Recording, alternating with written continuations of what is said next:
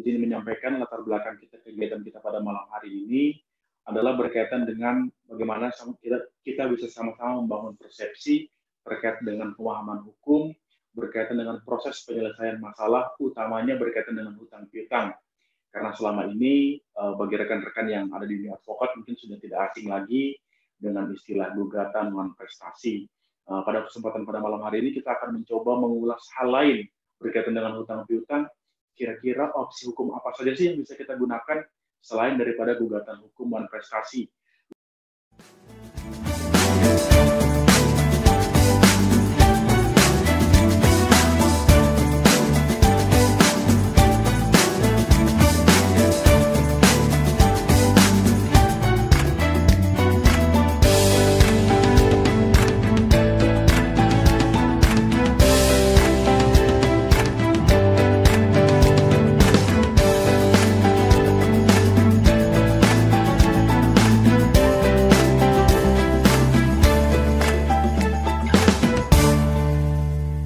Dalam langkah-langkah hukum tersebut, diantaranya adalah antara lain gugatan perdata, permohonan pilot, baik itu permohonan kepilitan maupun permohonan PKPU atau penuntutan kewajiban dan pembayaran utang, arbitrase adil dan eksekusi tanggungan. Namun pada malam hari ini saya lebih fokus kepada permohonan pilot dan permohonan PKPU. Mungkin ini sedikit sejarah hukum kepilitan di Indonesia. Adapun undang-undang yang dipakai adalah Undang-Undang Nomor 37 Tahun 2004 tentang kepilitan dan penundaan kewajiban pembayaran utang.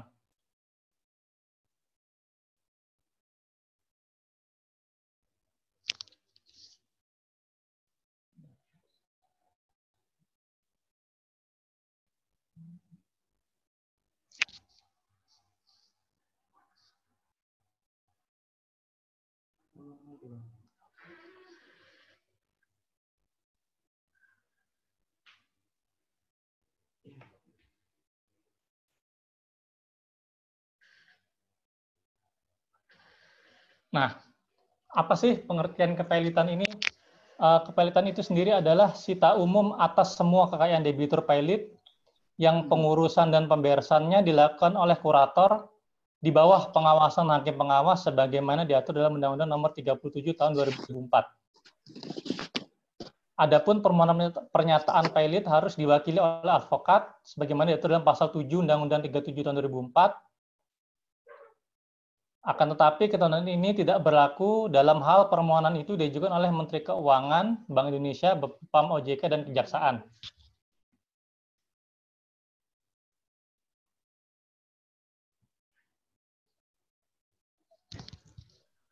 Nah, baik, dalam slide ini apa syarat-syarat kepilitan itu? Nah, adapun syarat kepilitan disebutkan dalam pasal 2 ayat 1 dan pasal 8 ayat 4. Di mana disebutkan debitur yang mempunyai 2 atau lebih kreditur dan tidak membayar lunas sedikitnya 1 utang yang telah jatuh tempo dan wak dapat ditagih dijadikan pilot dengan putusan pengadilan baik atas permohonannya sendiri maupun atas permohonan 1 atau lebih krediturnya. Jadi permohonan kepilitan itu sendiri bisa diajukan oleh debiturnya itu sendiri maupun juga diajukan oleh krediturnya dengan syarat minimal adanya 2 kreditur. Syarat lain adalah pasal 8 ayat 4 yang mana permohonan pernyataan pilot harus dikabulkan apabila terdapat fakta atau keadaan yang terbukti secara sederhana bahwa persyaratan untuk dinyatakan pilot sebagaimana dimaksud telah terpenuhi. Nah, jadi sedikit saya sampaikan bahwa dalam permohonan pilot yang berlaku di negara kita bahwa debitur dapat dinyatakan pilot apabila debitur itu memiliki paling sedikit 2 kreditur dan ada sedikitnya tidak membayar lunas 1 utang yang telah jatuh tempo dan dapat ditagih. Baik karena telah diperjanjikan, karena waktunya di percepatan waktu, penagihan sebagaimana diperjanjikan, karena pengenaan sanksi ataupun denda oleh instansi yang berwenang, maupun karena putusan pengadilan arbiter atau majelis arbitrase.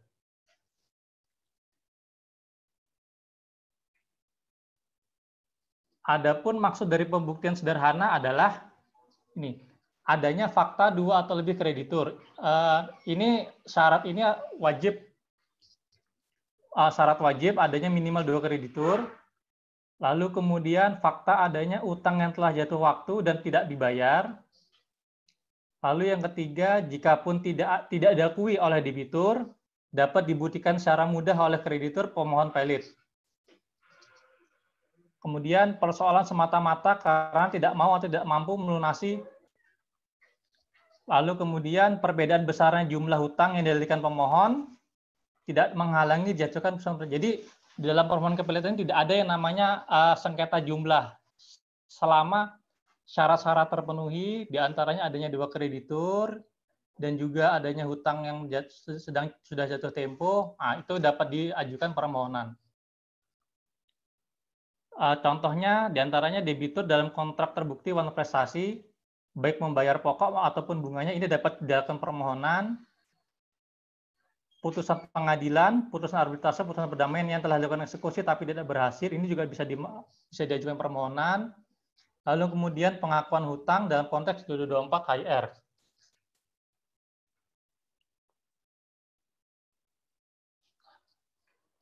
Hubungan pasal 1131 dan 1132 KUH Perdata dengan hukum pelitan.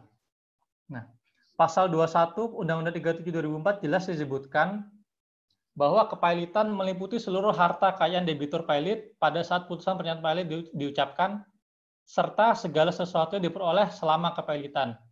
Jadi terhitung sejak 00 putusan pelit diucapkan, seluruh harta kekayaan debitur pelit itu dalam status sita umum, termasuk harta-harta yang akan didapat selama proses kepelitan sampai pemberesan atau penjualan harta budal pelit itu dilakukan.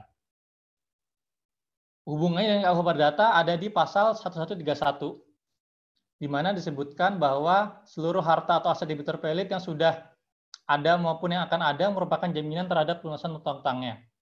Lalu kemudian juga pasal 1132 KUH Perdata, di mana hasil penjualan terhadap seluruh aset dibagikan secara prorata kepada kreditur konkurennya. Di sini pihak-pihak yang dapat kita ajukan pelit diantaranya individu, lalu kemudian kumpulan individu, diantaranya ada partnership, firma, CV, perseroan terbatas, yayasan, koperasi, badan hukum lainnya, BUMN, Persero, ini yang tadi ada syarat-syaratnya, harus ada Menteri Keuangan, lalu ada BUMD. Syarat-syarat itu disebutkan dalam pasal 2 Undang-Undang PKPU dan Kepelitan. Pokok penting dalam permohonan pelit. Jadi saat kita melakukan pendaftaran permohonan, itu kita sudah langsung mengajukan dengan bukti-buktinya. Jadi ini sedikit berbeda dengan gugatan perdata di pengadilan negeri, yang dimana dalam pembuktian itu diajukan dalam agenda pembuktian. Tapi kalau permohonan pelit maupun PKPU itu kita ajukan bersamaan dengan permohonan itu didaftarkan. Lalu kemudian dalam permohonan itu kita juga mencantumkan kurator atau pengurus yang nantinya akan mengurusi harta debitur pelit. Yang ketiga, mekanisme pembuktian adanya 2 atau lebih kreditur dan fakta adanya utang yang telah jatuh waktu. Lalu kemudian dengan adanya kepelitan, maka adanya sita umum terhadap harta debitur pelit dan adanya peran kurator sebagai pengurus harta pelit. Adapun intervensi pihak ketiga di sini dimaksudnya adalah apabila terhadap putusan permohonan pelit itu terdapat kreditur-kreditur yang berkeberatan, pihak kreditur ini dapat mengajukan upaya hukum. Seperti itu. Adapun jangka waktu proses kepelitan ini pasti, yakni maksimum 60 hari sudah harus diputus. Nah, ini yang mengapa kepelitan ini menjadi lebih efektif karena adanya kepastian mengenai jangka waktu, yakni 60 hari. Lalu kemudian dalam kepelitan ini kita tidak mengenal adanya banding, jadi setelah proses di pengadilan negeri pada pengadilan negeri langsung dilakukan kasasi. Setelah itu kontra yang memberi kasasi, putusan maksimal 60 hari sejak permohonan kasasi diterima, lalu juga ada PK.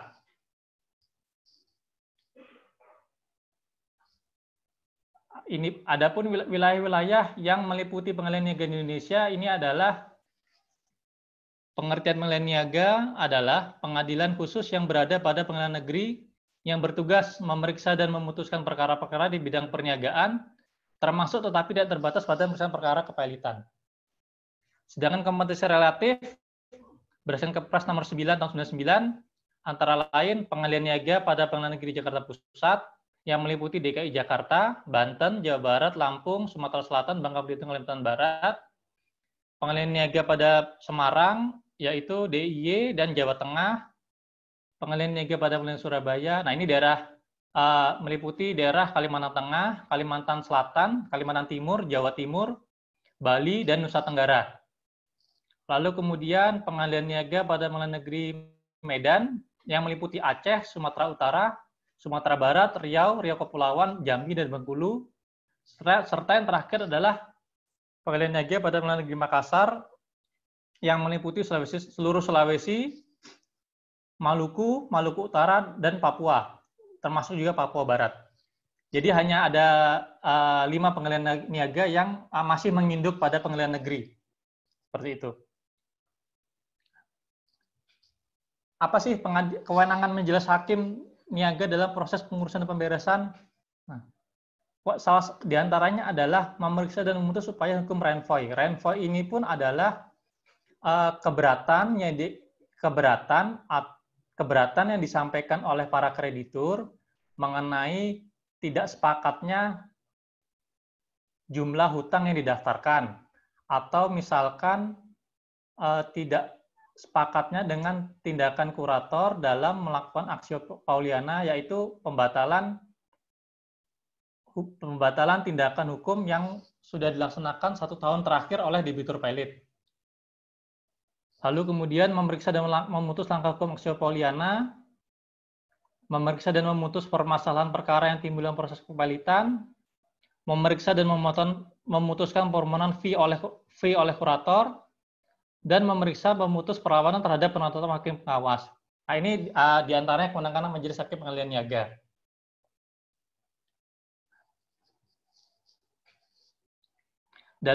Dalam kepailitan mengenal adanya putusan serta-merta,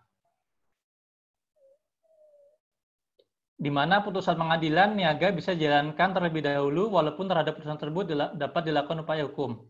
Ini sesuai dengan pasal 8 ayat 7 Undang-Undang KPU dan PKPU.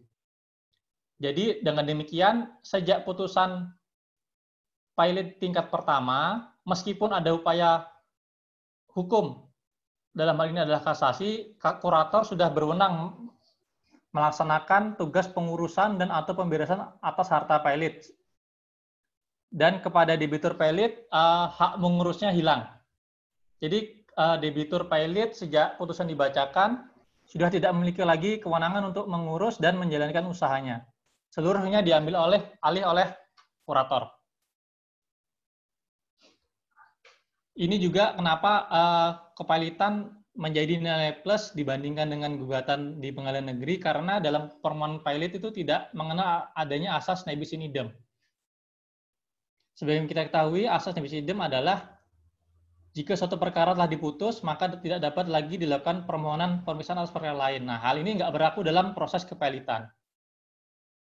Jadi, permohonan kepailitan yang dilakukan debitur pailit tidak menghalangi kreditur tersebut atau kreditur lain melakukan permohonan pencalonan pailit atau PKPU kembali terhadap debitur yang sama, sepanjang syarat-syarat yang ditentukan oleh undang-undang terpenuhi. Selain itu, dalam kepailitan ini bentuknya adalah permohonan, bukan gugatan, karena tidak ada sengketa di dalam permohonan ini. Maka dari itu bentuknya adalah permohonan, bukan gugatan.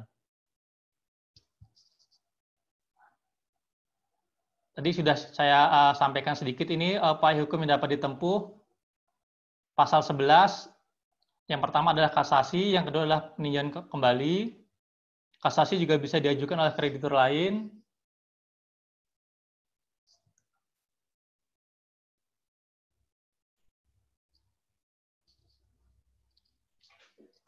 Akibat hukum putusan pernyataan pilot. Sejak jam 00 putusan pilot diucapkan, aset debitur merupakan jaminan terhadap pelunasan utang-utangnya. Yang kedua, nilai aset tersebut dibagikan secara prorata kepada kreditur konkuren. Debitur kehilangan haknya untuk mengurus harta pilot. Debitur dinyatakan pilot dan harta dalam status sita umum. Dan diangkatnya kurator atau melakukan pengurusan untuk pembebasan harta pilot. Mungkin saya jelaskan sedikit. Mungkin tadi ada yang terlewat mengenai pengertian kurator ya, Bapak, Ibu, dan rekan-rekan sekalian. Jadi kurator itu sendiri adalah balai harta peninggalan atau orang perseorangan yang diangkat oleh pengadilan untuk mengurus dan membereskan harta debitur pilot di bawah pengawasan hakim pengawas sesuai dengan undang-undang. Jadi dia bisa perseorangan, bisa balai harta peninggalan. Dalam hal ini balai harta peninggalan itu di bawah Kementerian Hukum dan HAM. Jadi bisa perorangan, bisa balai harta peninggalan. Seperti itu. Konsekuensi kepilitan. Dengan prinsip zero hour rule, debitur demi hukum kehilangan hak untuk menguasai dan mengurus harta pilot. Jadi misalkan putusan pilot dibacakan jam 10 hari Selasa, maka sejak Selasa dini hari jam 00 itu sudah berlaku kepilitan kepada debitur. Jadi seluruh harta-harta debitur itu sudah tidak dapat dialihkan atau diperjualbelikan lagi oleh debitur pilot.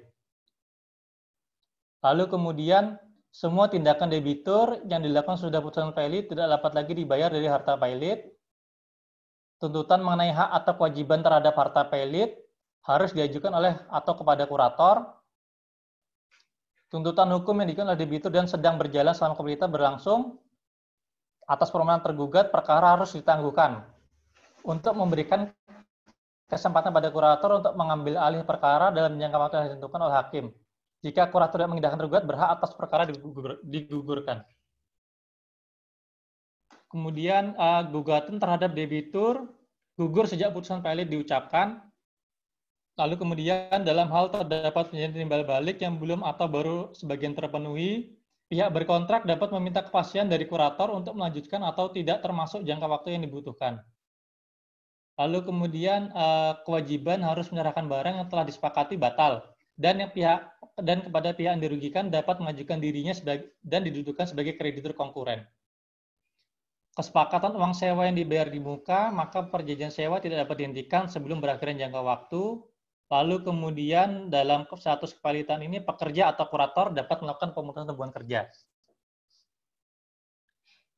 Konsekuensi sita umum adalah seluruh sita khusus menjadi berhenti, tindakan gizeling terhadap debitur pilot dapat dihentikan, tindakan pengambilan atau penggunaan harta pilot di luar persetujuan kurator merupakan perbuatan melawan hukum dan tidak menjadi tanggungan harta pilot atau budel, kecuali tindakan penjualan aset tersebut dalam rangka eksekusi sudah sangat jauh berjalan.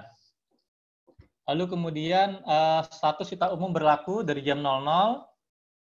Nah ini tadi Pak Dr. Bruce menyampaikan pertanggungjawabannya. Ini kurator bertanggung jawab secara pribadi terhadap kerugian yang diterima akibat hilangnya atau berkurangnya harta pilot. Jadi sejak kurator itu bekerja, sejak putusan pilot diucapkan, apabila ada aset-aset debitur pilot yang hilang, nah itu kurator wajib menggantinya dari harta pribadi. Seperti itu. Tugas dan fungsi kurator mengambil alih hak debitur pilot dalam hal mengatur dan atau mengelola harta pilot dan pembebasan harta pilot, melakukan pengawasan terhadap budel pilot, melakukan penyegelan atau penyitaan terhadap budel pilot dengan persetujuan hakim pengawas apabila diperlukan, melaksanakan inventarisasi atas seluruh harta pilot, melanjutkan usaha debitur pilot atas persetujuan para kreditur, bertindak untuk dan atas nama debitur pilot dalam hal menangani perkara yang melibatkan debitur pilot. Nah, kurator juga memilih hak untuk mendapatkan pinjaman dengan persetujuan hakim pengawas apabila tindakan tersebut dimungkinkan untuk meningkatkan harta pilot. Lalu kemudian tugas kurator yang lain adalah melaporkan kondisi harta pilot per 3 bulan. termasuk juga tugas dan kewajibannya kepada hakim pengawas. Jadi secara rutin per 3 bulan ini kurator wajib melaporkan perkembangan hasil pengurusannya kepada hakim pengawas. Ini adalah kedudukan kreditur atau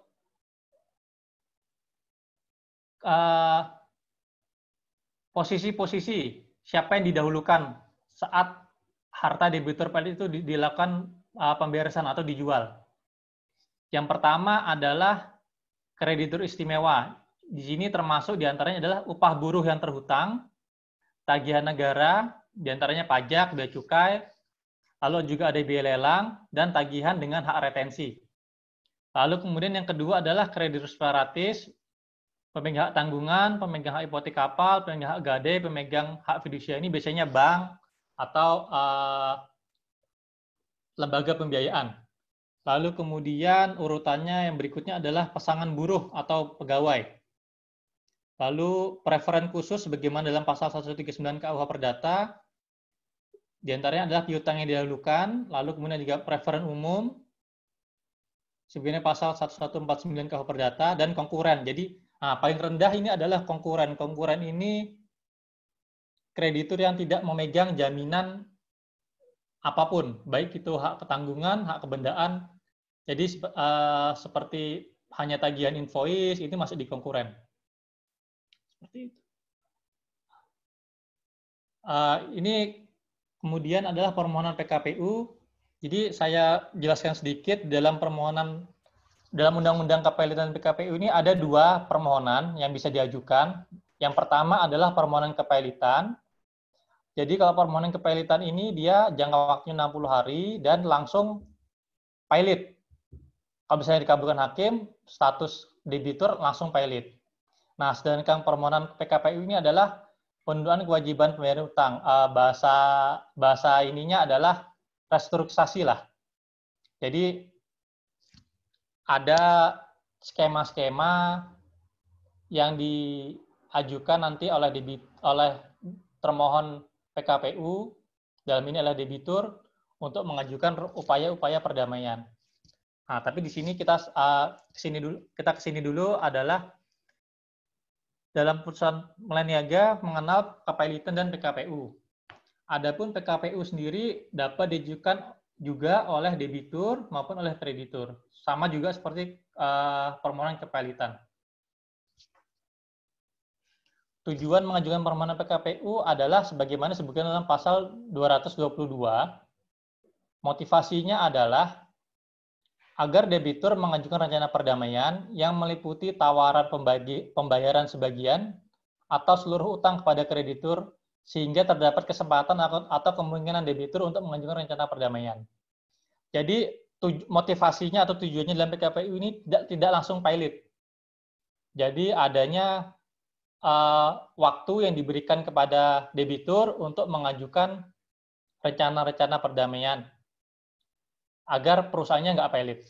Seperti itu. Sedangkan di kepelitan kan sejak dikabulkan langsung pilot. Tapi kalau di PKPU dia masih dalam waktu PKPU sementara untuk 45 hari. Nanti akan saya jelaskan di slide berikutnya. Tata caranya pengajuan permohonan PKPU sebagaimana pasal 224, permohonan diajukan oleh pegawai niaga, tempat kedudukan debitur, yang ditandatangani oleh pemohon dan advokatnya. Jadi ini harus dua-duanya, Bapak, Ibu, dan rekan sekalian. Jadi tidak hanya advokatnya, tapi harus krediturnya juga bertanda tangan. Jadi misalkan perorangan, kalau misalkan badan hukum bisa direkturnya. Seperti itu.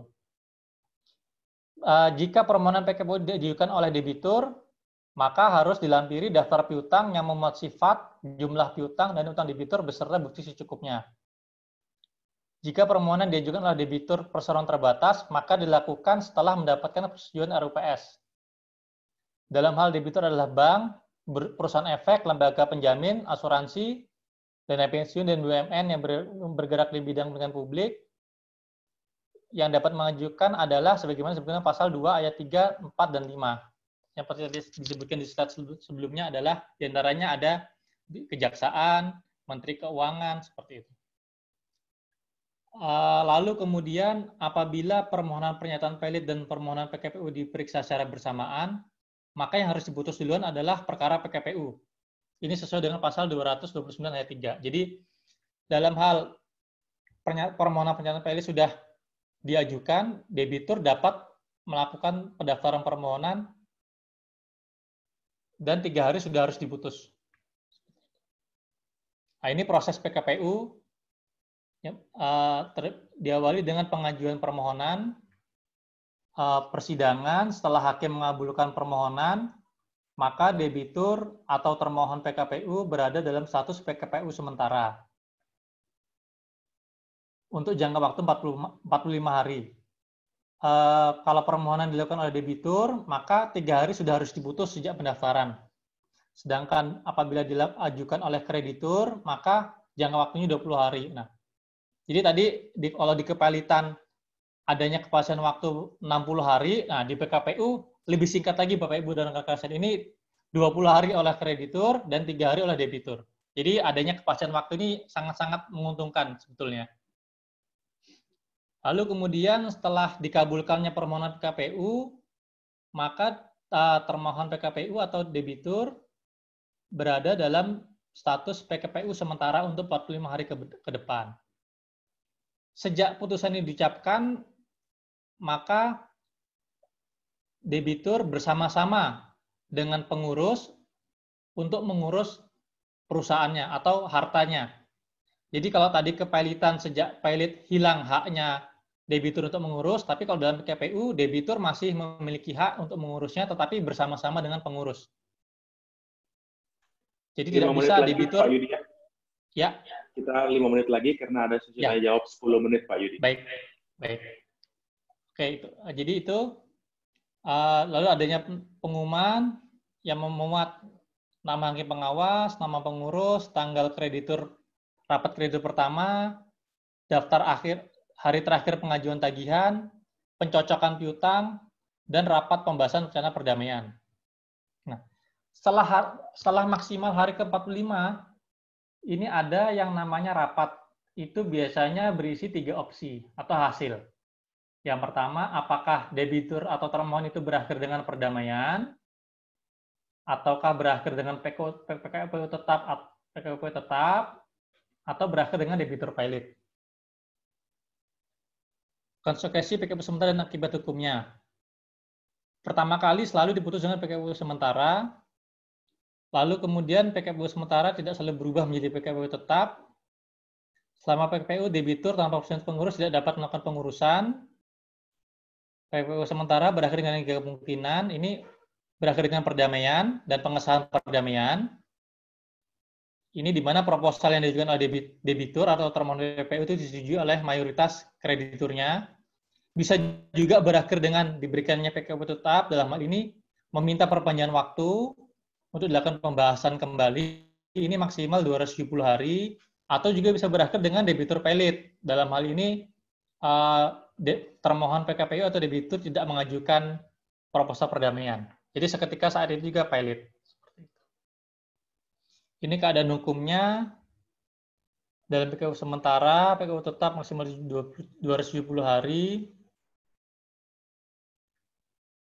Ini juga pengesahan perdamaian bisa dapat juga ditolak apabila pelaksanaan tidak cukup terjamin, perdamaian dicapai karena penipuan atau persekongkolan, dan juga imbalan jasa yang dilakukan oleh ahli dan pengurus belum dibayar atau tidak diberikan jaminan untuk membayarnya. Konsekuensi perdamaian disahkan ini mengikat semua kreditur, kecuali kreditur yang piutangnya dijamin dengan gadai, hipotek, dalam hal ini adalah kreditur separatis. Kreditur ini yang tidak mengakui adanya perdamaian dapat dimintakan kompensasi sebesar nilai terendah di antara nilai jaminan atau nilai aktual pinjaman yang secara langsung jaminan atau pemindaan. Upaya hukumnya, jadi terhadap putusan PKPU sesuai dengan pasal 235 ayat 1 ini tidak ada upaya hukum. Nah, ini lebih singkat lagi, adanya kepastian bagi Bapak Ibu dan rekan sekalian bahwa PKPU ini tidak dapat upaya hukum, baik itu banding maupun kasasi. Ini juga sesuai dengan pasal 293, itu juga tidak terbuka upaya hukum. Akan tetapi kasasi untuk kepentingan hukum dapat dilakukan sesuai dengan pasal 293 ayat 2, ini dilakukan oleh Kejaksaan Agung. Dan juga sesuai dengan pasal 295, ini permohonan penjagaan kembali, ini juga dapat diajukan. Jadi, kenapa kepailitan ini sangat-sangat menarik dibandingkan dengan gugatan di pengadilan negeri? Karena yang pertama, menurut saya adalah adanya kepastian mengenai jangka waktu. Selain itu juga proses penyelesaiannya lebih singkat, hanya membutuhkan 2 kreditur, sedangkan dan juga dibuktikan dengan adanya hutang sederhana. Adapun mengenai sengketa selisih terkait jumlah itu tidak menghalangi majelis hakim untuk memutus putusan. Seperti itu. Jadi seperti itu, sekian dari saya. Mungkin ada lebih lanjut saya serahkan kepada Pak Wawan. Terima kasih. Wassalamualaikum warahmatullahi wabarakatuh.